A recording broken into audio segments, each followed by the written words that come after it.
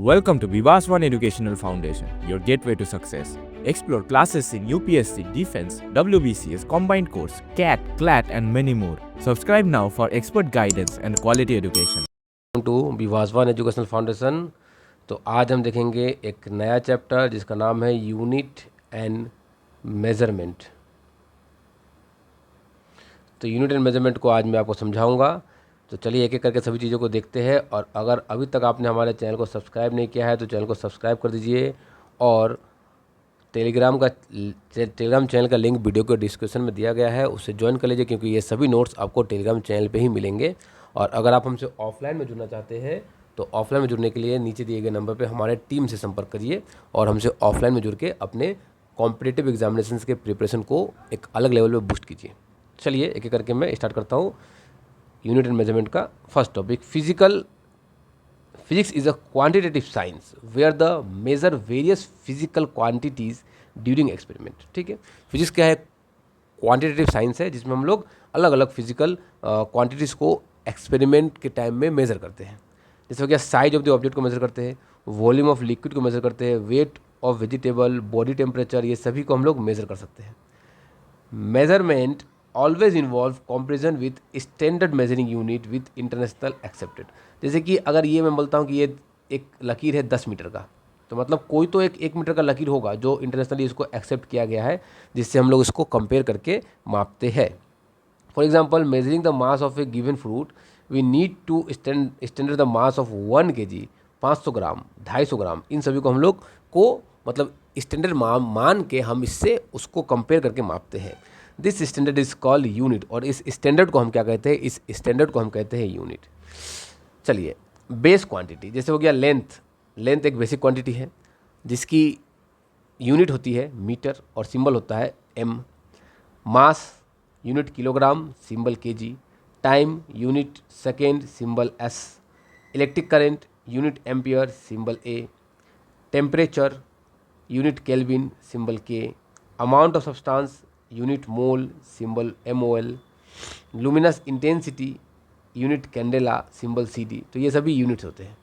अब system of unit हम समझते हैं कि किस किस टाइप के सिस्टम ऑफ यूनिट होते हैं। सबसे पहले होता है एक होता है SI सिस्टम, जिससे कहते हैं सिस्टम इंटरनेशनल, जो इंटरनेशनली एक्सेप्टेड है, और बाकी 3 यहाँ पर दिए गए हैं। उसके बाद एक आता है FPS, उसके बाद आता है CGS और लास्ट में आता है MKS।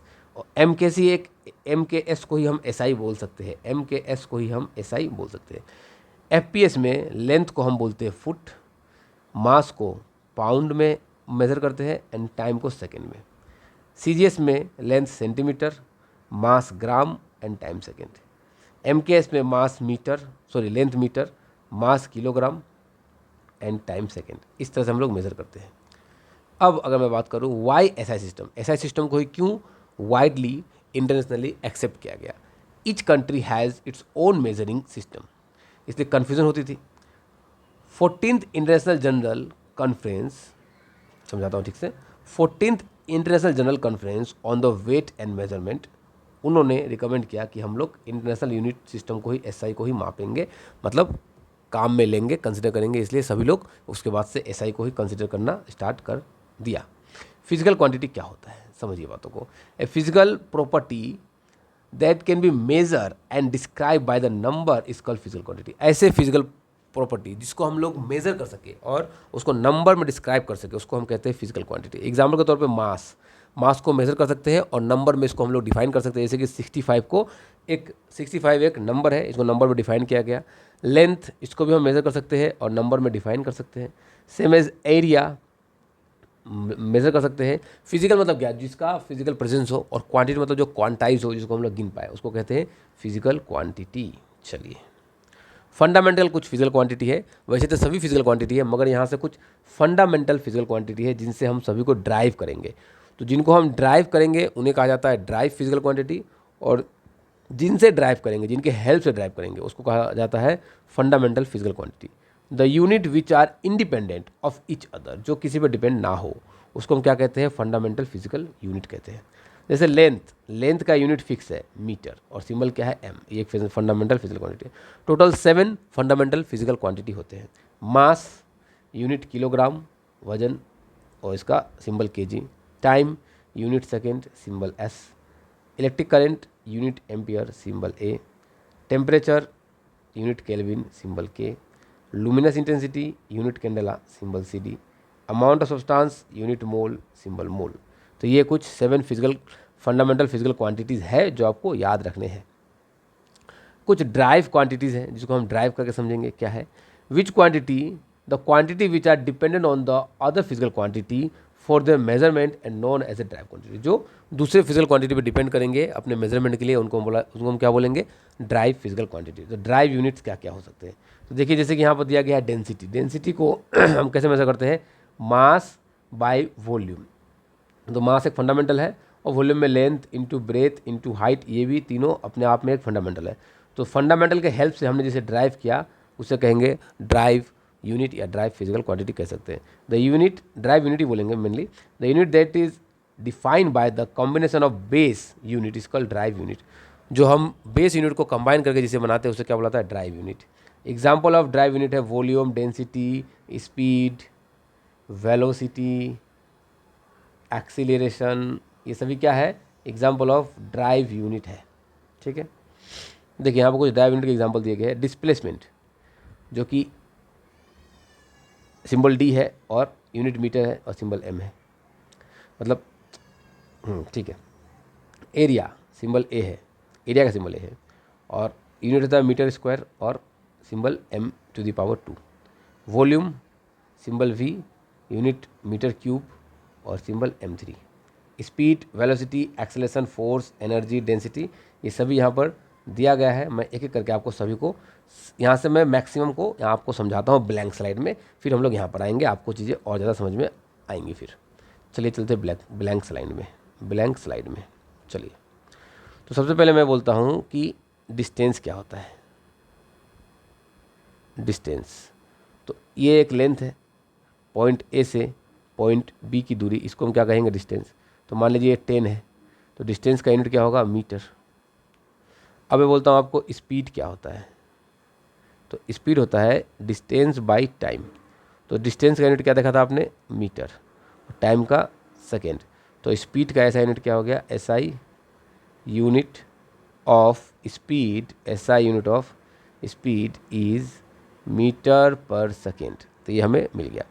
अब अगर मैं ऐसे बोलूँ आपको वेलोसिटी क्या होता है, तो वेलोसिटी होता है डिस्प्लेसमेंट बाय टाइम। और डिस्प्लेसमेंट बाय टाइम को क्या बोलते हैं हम लोग, वेलोसिटी। डिस्प्लेसमेंट चूँकि डिस्टेंस के जैसा ही है तो इसका भी होगा मीटर और टाइम सेकेंड। तो वेलोसिटी की यूनिट क्या हो गई, मीटर पर सेकेंड। और वेलोसिटी का सिंबल होगा V और यूनिट होगी मीटर पर सेकेंड और सिंबल होगा M पर S। मैं पूरा लिख देता हूँ, ठीक है, एक को मैं पूरा लिख देता हूँ ताकि आपको क्लियरिटी हो जाए। वेलोसिटी जिसका सिंबल V होता है, SI यूनिट क्या होगा, मीटर पर सेकेंड होगा और इसका सिंबल होगा, सिंबल क्या होगा इसका, M पर S ऐसे होगा, या फिर आप बोल सकते हो MS टू द पावर -1, ऐसे ही बोल सकते हो।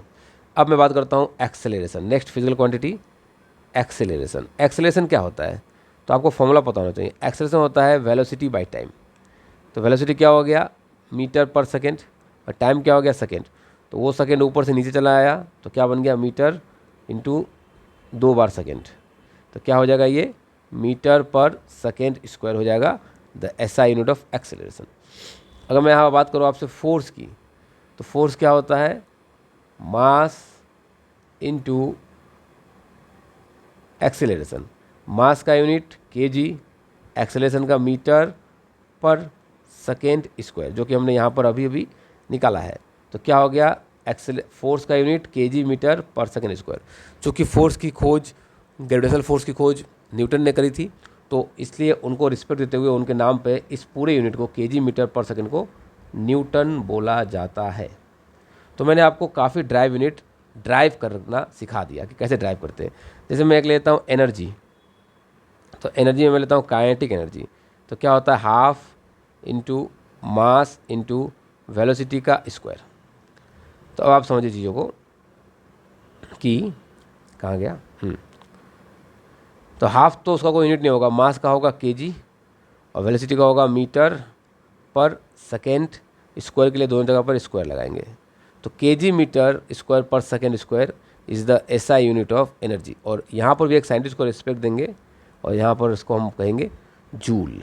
ठीक है, वर्क का यूनिट बोलूँ तो वर्क होता है फोर्स इनटू डिस्प्लेसमेंट। फोर्स क्या था, तो फोर्स था ऊपर देखिए केजी मीटर पर सेकेंड स्क्वायर, और डिस्प्लेसमेंट के लिए एक और सेकेंड, सॉरी डिस्प्लेसमेंट के लिए एक और मीटर, तो क्या हो जाएगा केजी मीटर स्क्वायर पर सेकेंड स्क्वायर। तो आप देख पाओगे कि ये दोनों सेम है, तो इसका भी यूनिट क्या होगा, जूल ही होगा। तो अगर आपसे बोला जाए कि which of the following physical quantity have the same unit, तो आपको ढूंढना है कि एनर्जी और वर्क कहाँ पे है, क्योंकि दोनों का यूनिट क्या होता है, जूल। अब हम चलते हैं हमारे उस चार्ट पे जहाँ पे आपको सभी चीज़ें मुझे क्लियर करवाना है। तो मैंने ये बताया आपको कि मैंने जो बताया यहाँ पर वो खास है नहीं, वर्क का सिंबल डब्ल होता है, यूनिट जूल होता है, और हम लोग न्यूटन मीटर भी बोल सकते हैं। हाँ न्यूटन मीटर बोल सकते हैं ना इसे हम लोग। देखिए आप यहाँ देखिए और चीज़ों को समझिए, कुछ खास नहीं है, आप बहुत आसानी से समझ जाएंगे। इतना को मैं न्यूटन बोल सकता हूँ, कहाँ गया ये रहा, इतना को मैं न्यूटन बोल सकता हूँ, तो ये हो गया न्यूटन। तो क्या हो गया, न्यूटन मीटर नहीं हो गया। तो फिर आप न्यूटन मीटर बोलो या जूल बोलो या कुछ भी बोलो, बात एक ही है। तो अब आप अगर इस स्लाइड को पूरा पढ़ेंगे तो आपको चीज़ें क्लियर होती जाएंगी, क्योंकि मैंने आपको ब्लैंक स्लाइड पे बहुत ही अच्छे से सभी चीज़ों को क्लियर करवाया है। तो फोर्स का यूनिट एफ, फोर्स एफ होता है, यूनिट न्यूटन होता है, और क्या होता है केजी मीटर पर सेकेंड स्क्वायर। मैंने आपको ये भी करवा दिया। एक्सेलेरेशन करवाया मैंने आपको, सिंबल ए यूनिट मीटर पर सेकेंड स्क्वायर, सिंबल एम पर एस टू द पावर 2। इस तरह से मैंने आपको सभी करवा दिए हैं। अब आते हैं हम लोग मेजरमेंट ऑफ स्मॉल डिस्टेंस। अगर आपको 1 सेंटीमीटर का कुछ मापना है तो आप तो नॉर्मल स्केल से माप लोगे, मगर आपको अगर उससे भी छोटा कुछ मापना है तो आपको काम में लेना होगा एक नया इंस्ट्रूमेंट को, जिसका नाम है vernier caliper.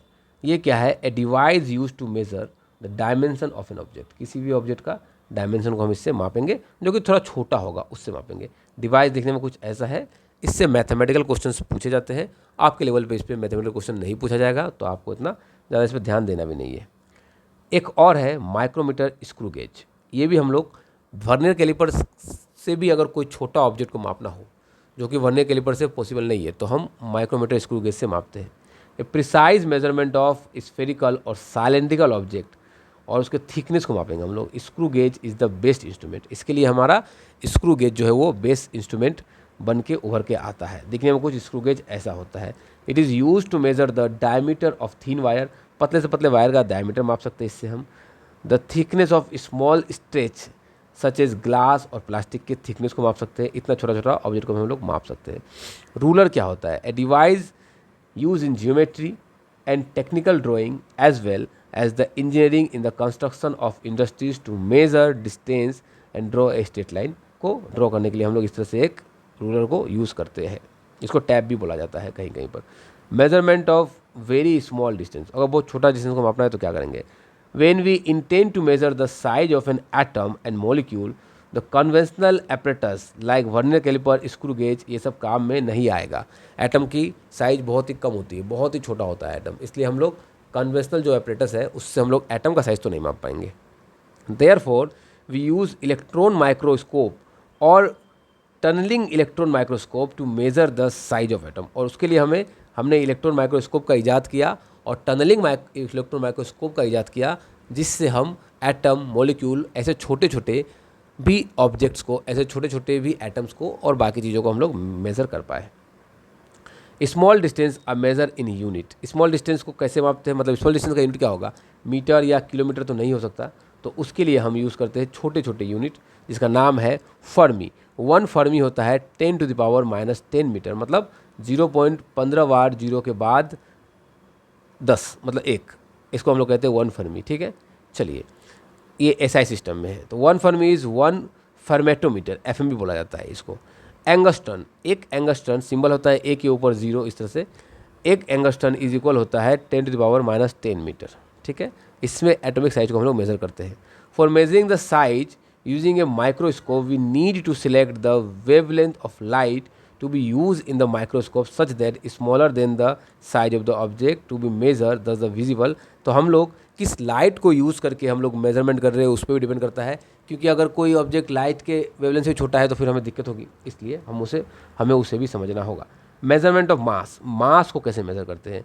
In 1889 a kilogram was the mass of shiny piece of platinum ready alloy kept in a spherical glass case at the International Bureau of Weight and Measurement में एक छोटा सा एक मास को रख दिया गया। इसमें जो बना है वो 90% प्लाटिनम का है और 10% इरेडियम का है। अबाउट 550 माइक्रोग्राम्स इन 129 ईयर में ये थोड़ा सा मतलब लॉस्ट हो चुका है, घिस घिस के ख़त्म हो चुका है, ठीक है। Mass of an atom and molecule, KG is a conventional unit है, मगर एटम मॉलिक्यूल को मापने के लिए तो हम केजी को यूज़ नहीं कर सकते हैं। The 1/12 of mass of the existed carbon atom is called the atomic mass unit।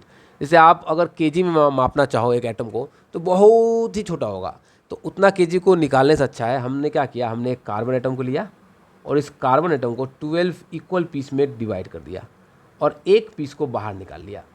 12 equal peace में डिवाइड करने के बाद एक पीस को बाहर निकाल लिया, तो ये क्या हो गया, ये हो गया 1/12 ऑफ कार्बन। तो इसको एक एज अ वेट यूज़ किया, जैसे हम लोग तराजू में वेट यूज़ करते हैं ना, 1 केजी का वेट, 10 केजी का वेट, 5 केजी का वेट, वैसे ही एटम को मापने के लिए इसको एज अ वेट यूज़ किया गया और इसको नाम दिया गया 1 AMU, 1 एटॉमिक मास यूनिट। 1/12 मतलब कार्बन के 12 भाग के एक भाग को, कार्बन के 12th भाग डिवीज़न के एक डिवीज़न को 1 AMU कंसिडर किया गया और उसका वजन होता है 6.6605402 इंटू 10⁻⁻27 kg। इसका वजन होता है 1 AMU का।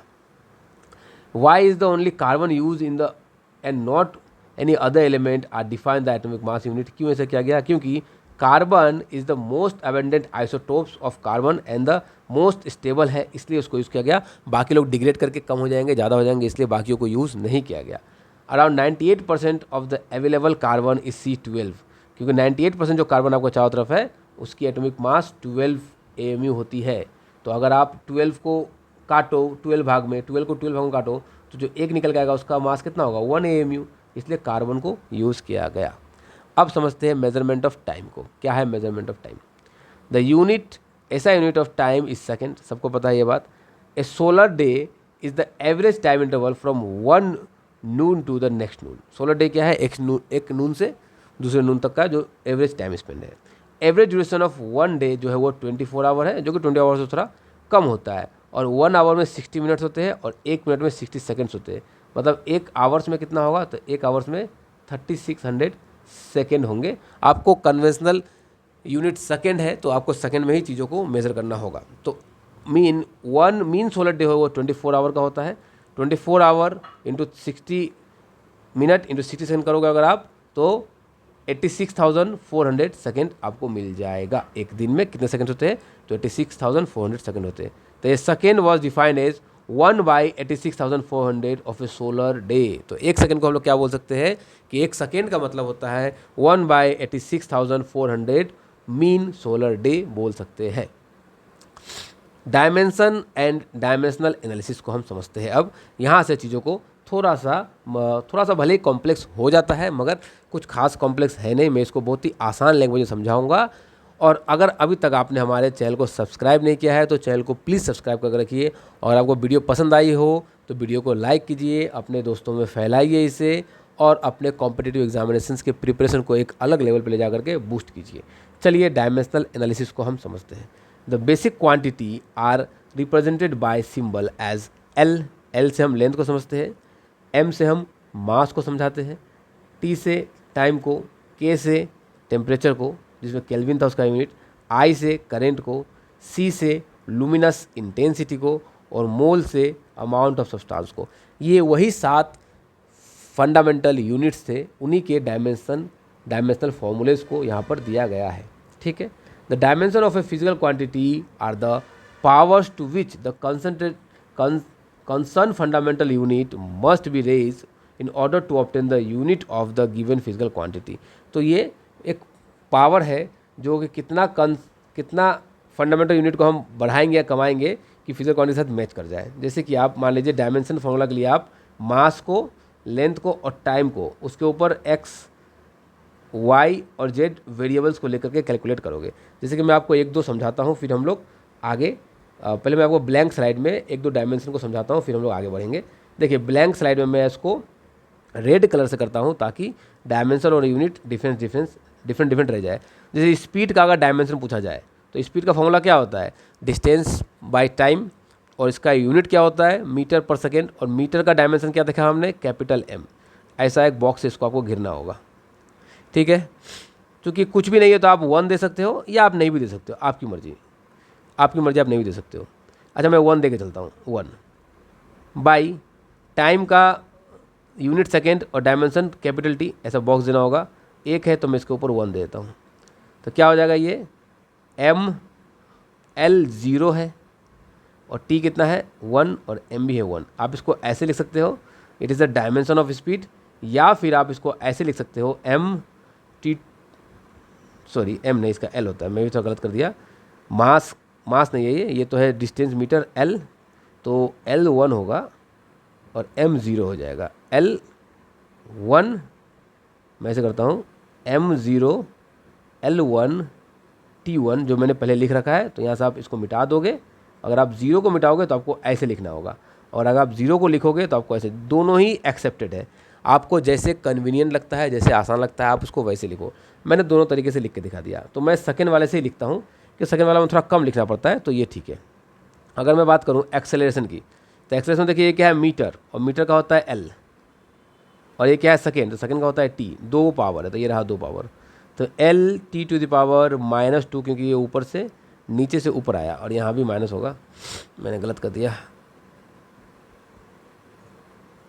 -1, क्या होगा ये -1, L T to the power -1, L to the power -1, और ये नीचे से ऊपर आया इसलिए क्या हो जाएगा, ये L T to the power -1। मैं आपको फोर्स का कर दूँ, फोर्स का आपने क्या देखा, तो फोर्स का आपने देखा कि केजी मीटर पर सेकेंड स्क्वायर था, तो केजी के लिए आपको लिखना होगा m, मीटर के लिए आपको लिखना होगा l, और सेकेंड के लिखना होगा t टू द पावर 2, क्योंकि ये नीचे है इसलिए 2।